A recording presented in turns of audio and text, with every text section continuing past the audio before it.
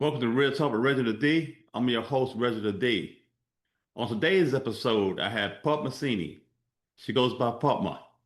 Padma is a speaker, transformation coach, and a multi-award-winning woman in tech and was ranked number 4 in the top diverse leaders in UK tech. Today, we will be discussing Padma's recent TEDx talk, the hidden cost of fitting in, and the illusion of inclusion that pushes many to erase parts of their identity just to belong. Padma, welcome back to the show. Thank you so much, Reginald. Such a pleasure. It's not very often that you get invited back to your podcast. So it's my honor and privilege to be part of this conversation. Yes, it's an honor to have you back. I had a great time last time we talked. So Padma, the last time you were on the show was August 2025, and you talked about empowering women to lead boldly without burnout. Yeah. By the way, I'll post a link to this episode in the show notes also. So let's start by giving everyone a little bit about your background and where you grew up and how you empower women and transform women. Sure. So I originate from India, southern part of India, a place called Chennai. Many of you know it's while Madras. And I had a very interesting childhood because my dad was in the army. So we used to move from one city to the other every few years. So adapting to new culture and language and cuisine was part of my childhood. For those who are not familiar with the expanse of India, moving just about, if you drive 30 miles, 100 miles, you will be in having different cuisine, different language, different clothing, different culture. So it is so unique that every time you need to adjust and adapt. So that was part of my childhood. And I think that's made me who I am. So I've been with tech for about 25 years. I call myself an accidental technologist. In India, everyone just stumbles into being a doctor or an engineer. There was, at least until certain time, things are changing now. And I was one of those who joined an engineering college, did my electronics and communication engineering. And then when I was so decided that I will not do something in tech because it's geeky, it is not for women, it's boring. I liked working with people, I liked solving problems, and definitely sitting in a corner of a room and typing out code was not what I wanted for myself. But when I got the offer letter from this great multinational for someone whose pocket money was 50 rupees, equivalent to 50p, looking at the salary on the pay, on the offer letter, said, oh, why not give this a shot? Wouldn't be that bad. I'll give it a try for 1 year and then I will quit. That 1 year became 25 years across 3 continents, but I never wrote a single line of code. I got to solve people's problems. I got to work with people from different parts of the world. I got to understand industries. And I also got to do social impact. So the last 8 years of my 25 years career, now based in the UK, was about creating social mobility through skills, the right technology, future facing skills, and empowerment. So that's who I am. And 2 years back, I call it my midlife reinvention when I decided that I wanted basically follow my purpose, and that calling was to empower women because I had seen personally that technology world has more space for women. There's more career paths, there is room at the table, there are more women senior levels, but it's always on top, built on sacrifice, guilt, personal well-being, burnout. And I wondered why. Why do women have to compromise and make those difficult choices to be successful? So that led me to setting up my transformational coaching program. I call it growth advisory and impact coaching because I actually give a growth blueprint and not just explore and let you find your own solutions. That also happens in terms of exploring your limitations. But I would like you to have that accelerated growth with lasting outcomes. So that's what I do today. And it's been a fantastic journey. That's awesome. And you're walking in your purpose really now. Absolutely. Absolutely. I think I moved from one purpose to other because I always tell people purpose evolves with you. And the last 8 years when I was leading social impact across 40 countries, that was truly my purpose. I called it my ikigai because I was doing what I loved. I could see the impact on the society and I was getting paid for it. Now that is great, isn't it? That's the ideal ikigai. And when I quit that, I needed to find a purpose which is just as calling as the previous one. And hence, I'm lucky to have found my purpose twice, and it's an evolved purpose because I believe when you empower women, when women thrive in society, the community thrives, the family thrives. So it is like taking the going up Maslow's hierarchy in terms of self-actualization of the society itself. Yes, exactly. So, Padma, since your first appearance here on the show, you delivered a powerful TEDx talk, which I watched and I thought it was powerful. And you called it The Hidden Cost of Fitting In. And I will include a link to her TEDx in the show notes as well. So, what inspired you to finally tell the story on a global stage? I think many times our voices are silenced for want of referral from your previous organization. You don't want to burn bridges with people. Some people even have to sign NDAs that you can't tell your story. But I saw this being repeated constantly where people, when they stand up for what they believe in, stand up to call out iniquities, they are penalized. So when I sat back and thought, how do I create a voice, a platform which does not bind you by NDAs, does not expect political correctness, and lets you challenge the audience. And then TED stood out.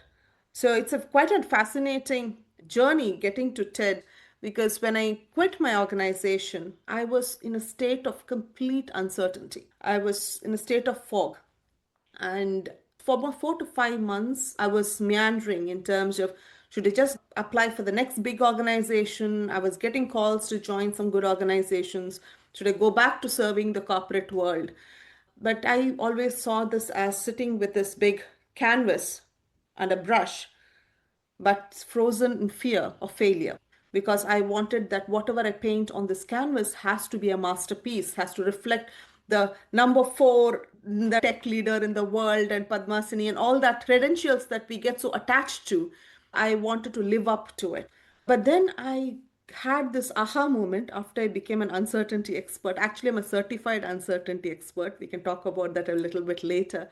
And I will just show you this. And it's fascinating. So on October 6th, 2024, it is just after my birthday, and we had gone away to a nearby place which is known for its witchcraft, actually, which is fascinating. It had a history of that. And I had this moment of epiphany where I've written down in my journal, which says, light and clear headed, feeling happy after a long time, feels like a fog has lifted. I was pursuing the wrong thing, tainted by my past bad experience, wanted to be recognized, awarded, and acknowledged publicly. But that's a wrong priority. I will pursue contentment, and I'm sure success will follow. And then I wrote down what I was truly excites me. And what I have written there is inspiring women, supporting education of children, write a book, be a speaker, head an organization. And on October 6th, this was on October 4th, 2024. October 6th, 2025 is when I delivered my TED talk. And somebody actually in the, or who were invited for TED noticed it, who knew my journey. And now I work with women, I head my own organization, and I became a speaker. So the TED talk was about my awakening, me letting down or breaking away from the shackles of what I've been told I should do, I shouldn't do, what I should say, what I shouldn't say. And I wanted other people to experience that sense of liberation. So that's where the TED Talk originated. And that's the reason anybody who hears it, listens to it, relates to it, because it comes straight from my heart to theirs. Yes, it was great too. It was great. So, in the TEDx talk, you opened by saying, I have a superpower. I can be invisible. What was going through your mind when you decided to begin such a vulnerable talk that way? And tell us about the meaning of it. We all feel very empowered or seen in certain spaces, and we accept that that is enough. For example, if you go into your workplace, you fit into a slot, right? In terms of this is my role, this is my title, This is my responsibilities. People know you for this. I had worked globally, I worked with clients, and I never felt invisible in those rooms because I was subject matter expert. I had a title with me. And people actually are looking at you, but they're actually looking at your title.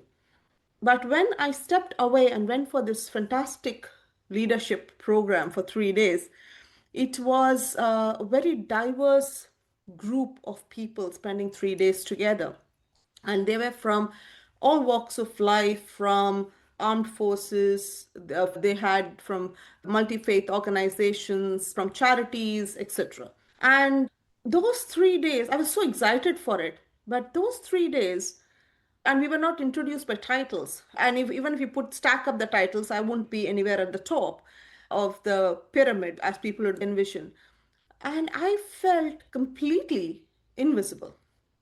And it was invisibility in my voice, invisibility in my presence. And that shook me so much. And that destroyed my 20 years of confidence of something is wrong with me. Maybe I'm not speaking properly. I don't fit in here. I need to do something to belong and be accepted in this audience. I needed to become posh. I needed to become elite. All these thoughts came in. And that's when I stepped away, and I didn't want to spoil the suspense of the TED Talk, that I went and invested in a speak coach to change my accent so people would accept me. That was a very hard thing to confess to even myself and forget about speaking in front of everyone, that after 25 years, I actually did that to myself. But I think we all face this at various points in our life, and we try to change ourselves just so we accept. And it's happening more and more now.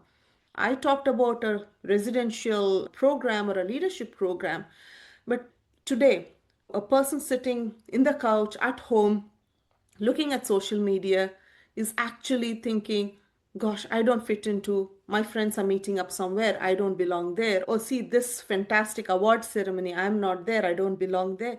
And that's becoming more and more in the society. We call it FOMO, but it's actually building up loneliness. Everyone is trying to be somebody else so they can be part, just because they want to be part of something, part of a unit. And that is dangerous because it's so easy to polarize you when you just want to be part of something without knowing what is that you want to be part of. Yes, because you can hear it from me. I have a southern drawl in my voice, like country southern boy. I used to think, man, I don't fit in. I'm just so country. I'm this. And then one day I just embraced myself, like, this is who I am. This is how I talk. And the rest has been history. Yeah, that's a powerful story, isn't it, Reggie? Because you are actually telling people, and you're reaching this global audience of 110,000 people who are following you, that it's okay to be, you can have an Indian accent, you can have a Scottish accent. If all of us speak a language that connects us, right? And that is humanity. And I recently read somewhere that it is only because of the power of communication, Homo sapiens is the only species who survived. There are so many other species before, along with us. And we are trivializing the power of communication by labeling it with accents and languages. There are people who can, so many times I've spoken to people without a language, right? We have used sign language, or we just have a very warm moment of hug or hold your hands and tell them how much they mean. So, yeah, you're so true. We do try to change so much of ourselves. Yes, yes. So, Padma, was there a moment during the TEDx preparation process where you realized the message was bigger than just your personal story? Yes, I think it came up when I was writing the story. So when you apply for TEDx, you only write a pitch. And the pitch was my personal story and why I wanted to tell the story. When I started developing the talk, I realized that the impact of that episode in life actually is much broader. I had the luxury of having that insight and taking back control of my narrative. But if you didn't do that, I was wondering how my life would have played out, how much I would have withdrawn from what I was doing. how I might have even stepped away from my role, and how many people are there out there who are experiencing today. And then I started noticing this. I started noticing people introducing themselves with their shorter names, putting up an accent or changing the accent minute they meet somebody else, struggling to fit into clothes that they are not comfortable in. And I started observing and I realized how, and they don't notice it. It is just like they flip their personality around when they need to. And it has become their new normal. And that's when I thought this is a message which is much broader. And even the TED organizers really like the term illusion of inclusion in organizations, because there's so much talk about inclusion and about bringing people together. But actually, it is an illusion until the systemic changes don't come in place. What they're expecting as part of that inclusion is you change to be included. We have a space, we have created an inclusive space, you just need to fit into it. And I wanted to bring that narrative out. Right. And you had one of the most powerful things you said, and it was belonging is not a favor, it's a fundamental human need. Why do you think so many workplaces still treat people and belonging like a bonus instead of a necessity? Because they don't realize the significance it plays, because it doesn't directly impact the bottom line or the top line. That's the only measurable factor, right? Organizations value things that can be measured and reported. Belonging is something they believe cannot be tracked and reported, right? And that is where I actually gave the solution of how you need to measure this. So you do have measures of diverse hiring. Most organizations had it until very recently, where you'll have to report that how many people applied for this, and for every application, how many diverse people applied and how many you hired. So that was a metric. But nobody was tracking belonging, because when you don't belong, you are actually, these people are leaving after a year or 2 years. And so what was happening was you were reporting that I hired 4 women, 2 persons with disabilities, one neurodivergent person. And these 6 people would have left the organization in a year. And then you again report, we hired 12, but basically you've lost 6. Right? So you do measure your attrition, but you do not report attrition by the diversity. Minute you report it, you will realize that you're actually hemorrhaging diverse talent because they don't feel they belong. And I think that was, I wanted to take away the excuse from organizations that, oh, we can't measure and report belonging. But what I wanted to say was you can. At least start reporting diverse retention, and you will know, and then you deep dive into why such large diverse numbers are leaving the organization. And now, especially when there's so much redundancy going on, this is a good time to measure. This might be a time the organizations, is it equally being handled, or is it more women who are facing redundancy, more people of ethnic minority facing redundancy? No one is reporting that. It's just big numbers, 12,000 laid off, 14,000 laid off. It will be really good if somebody deep dives and sees what is the diversity spread across these layoffs that are happening. Yes. So, Padma, how do people know the difference between healthy growth and losing themselves trying to fit into environments that were never built for them? I figured out this simple system in my head, which I apply and I help my clients through it. If whenever somebody suggests a change, you create these 2 columns. One which helps your personal growth, which elevates you as a person. And other that feels like a changing who you are. So, and if it feels it's more towards the right, which is more changing who you are, you can resist it. But if the system doesn't support that, that is a good call to walk away from such a system and look for places that value you as you are. Because what you would be left with when you don't have an organization title, when you're not part of an organization, will be your own identity. But if you've lost it in this whole adapting and changing and belonging and fitting in process, suddenly you lost your identity. And that is the reason it is affecting the mental health of so many people when in this insecure job market.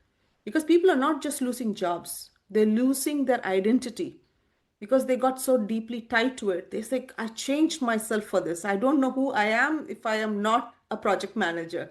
I don't know who I am if I am not the head of banking and financial services. And that is dangerous for the society itself.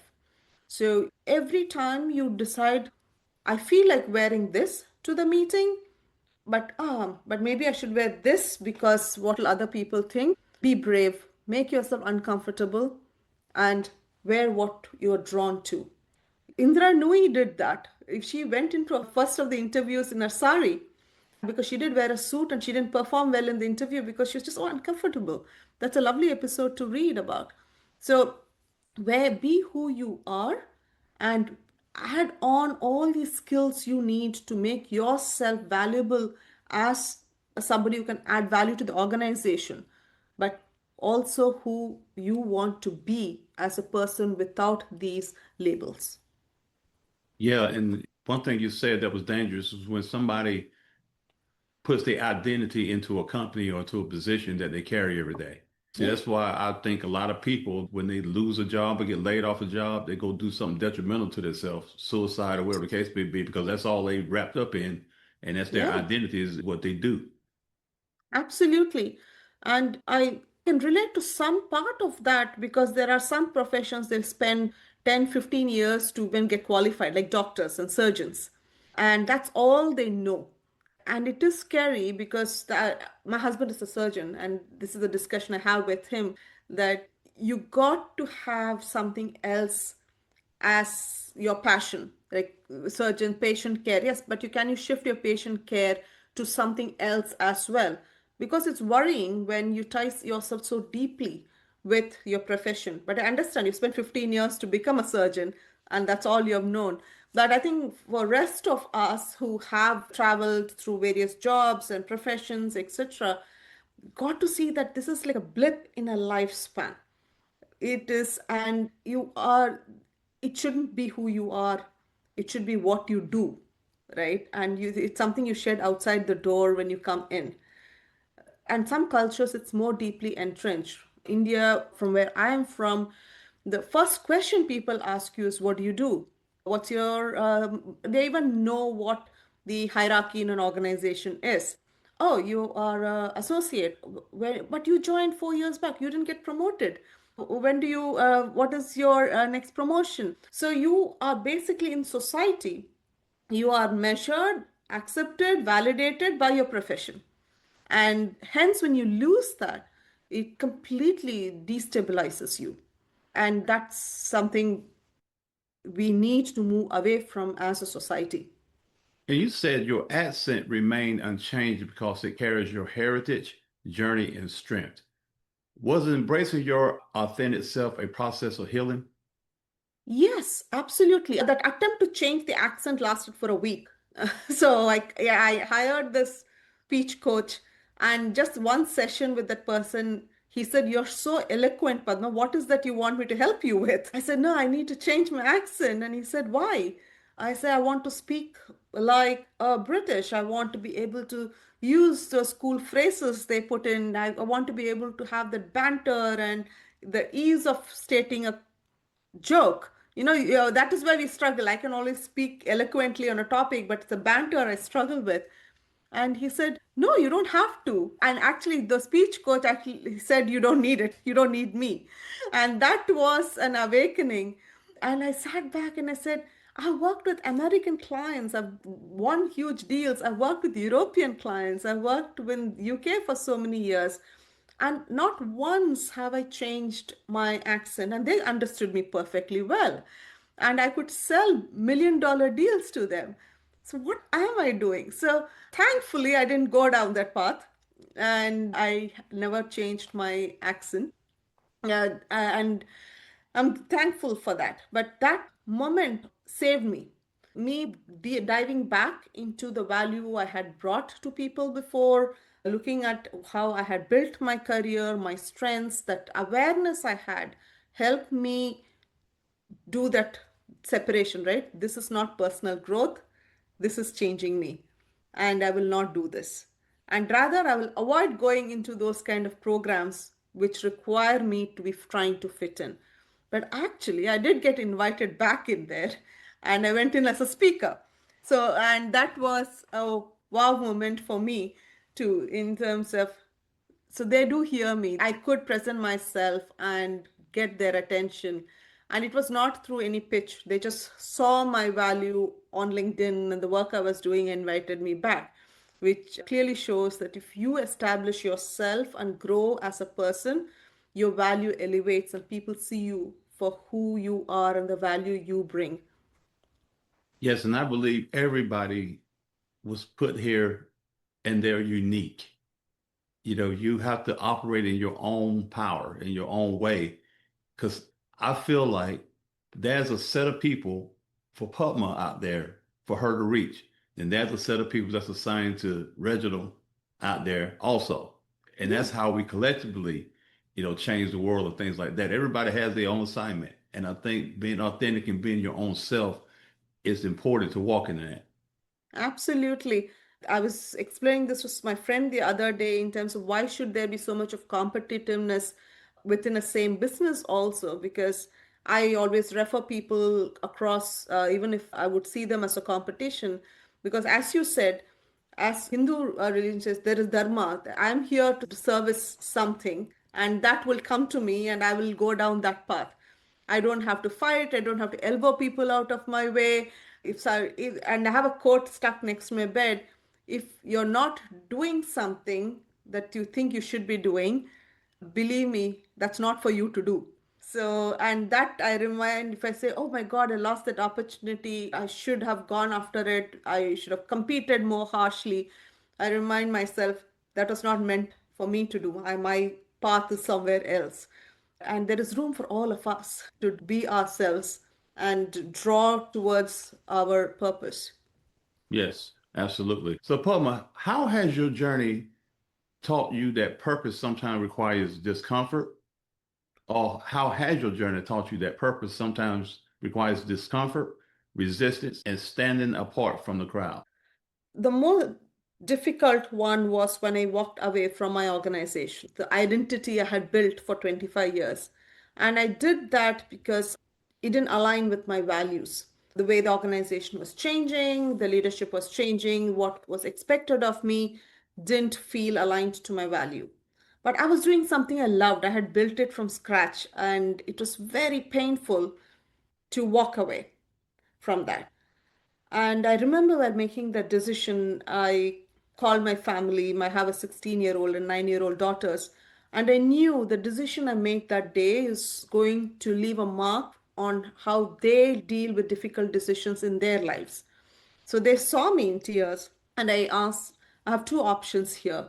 One, I just quietly walk away and do as I'm told, and nothing will change. We'll still be well off, and we'll really have a good income.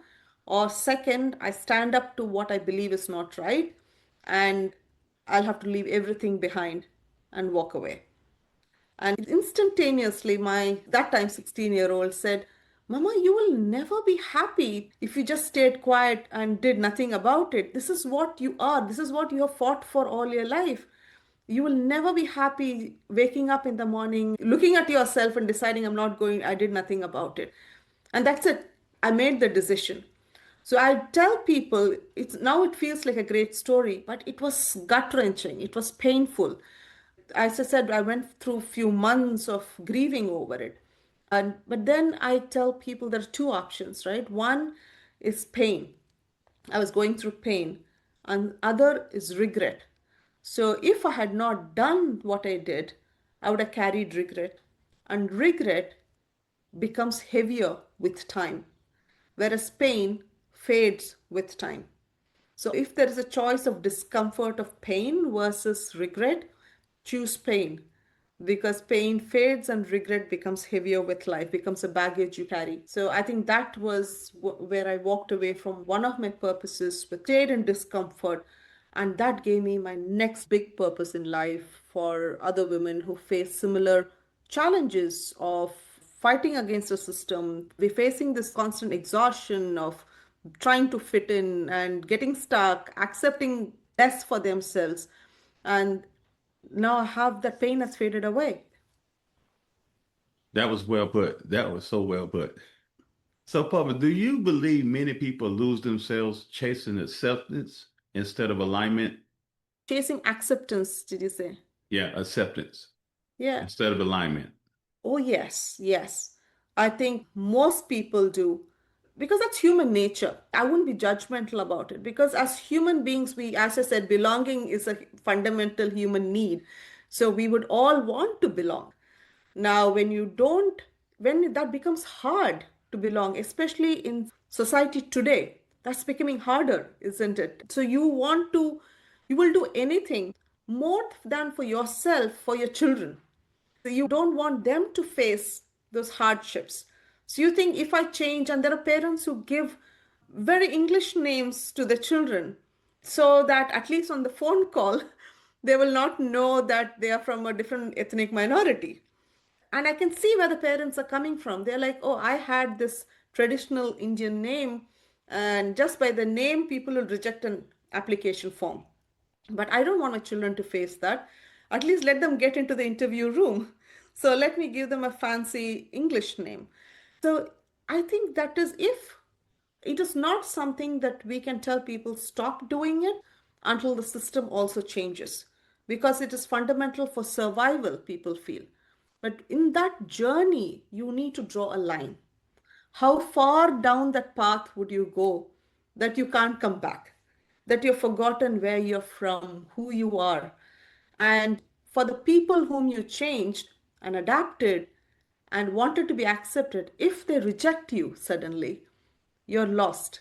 Because now you've lost your identity, you've lost your roots, you don't know where you belong because the people for whom you changed are not accepting you anymore.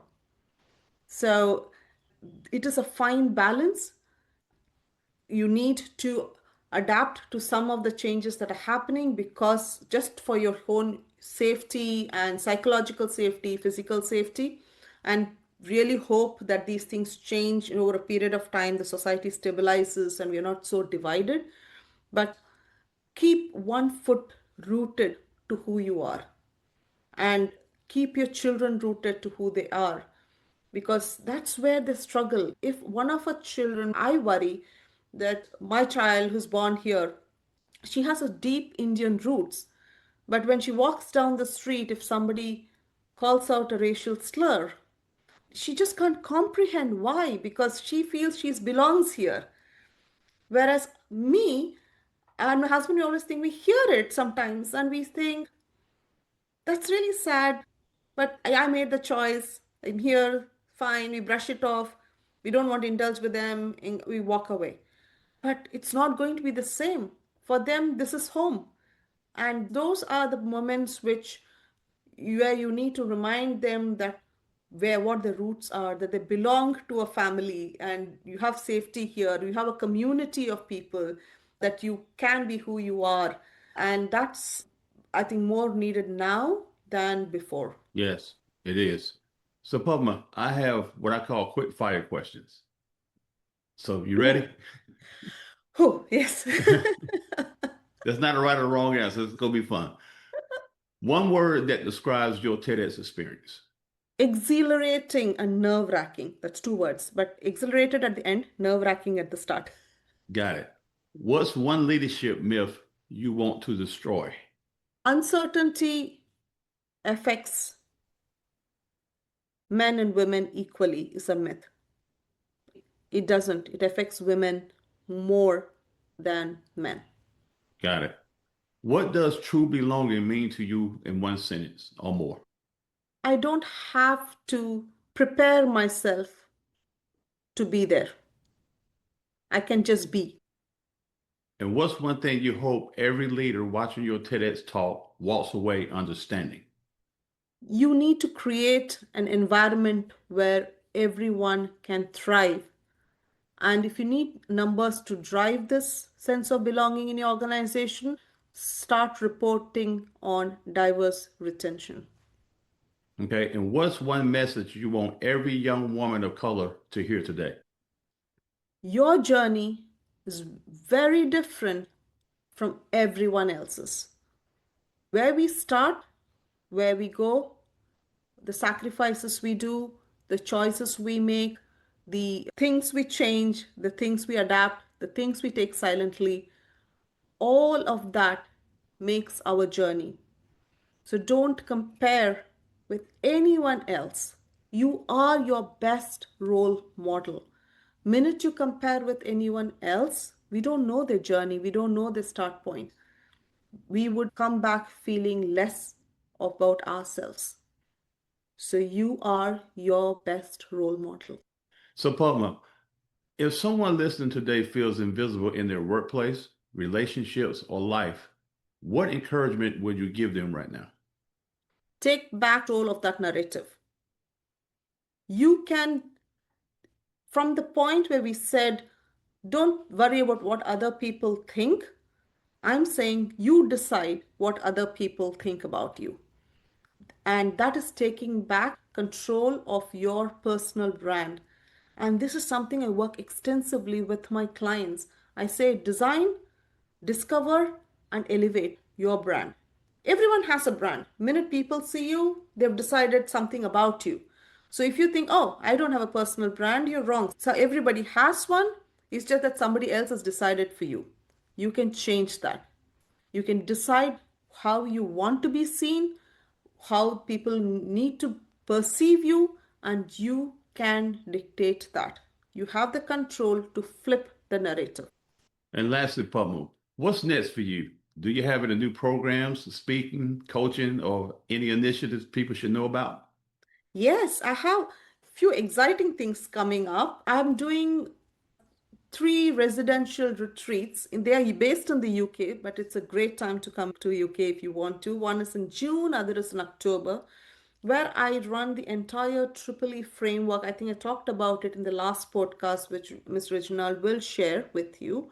And you can check out my website. So these are residential retreats and fantastic in the heart of nature.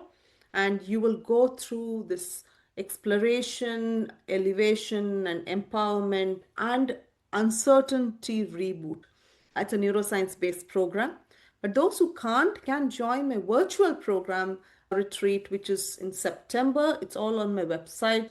Or you can join on my one on one sessions, or you can also be part of a virtual cohort. It's a 12-week program, and you actually have accountability to apply all of these techniques so that you come out with lasting change with your own narrative. So, four options: residential retreat, virtual retreat, one on one 12-week program, or a cohort, virtual cohort over 12 weeks. So I'm working on a book. So as soon as the book is out, I mean, definitely would love for all of you to read it. But yeah, that's for next time. But do listen to my TED Talk. Absolutely. And how can listeners reach you and follow your journey on social media? On Instagram, I am Transform with Padma. Same on Facebook. My name as it is on LinkedIn. My website is transformwithpadma.com. So these are the best ways to reach me. There you have it. Padma, thank you so much for coming back on the show. You are doing some remarkable things. Oh, my pleasure. I love your questions. It really makes me think about what truly matters. Like, there's so much of fluff and then there is the essence. So you do nail that. Thank you so much for having me. All right. Thank you. Thank you. Thank you for listening to Real Talk with Reginald D. If you enjoyed listening to Real Talk with Reginald D, please rate and review on Apple Podcasts. See you next time.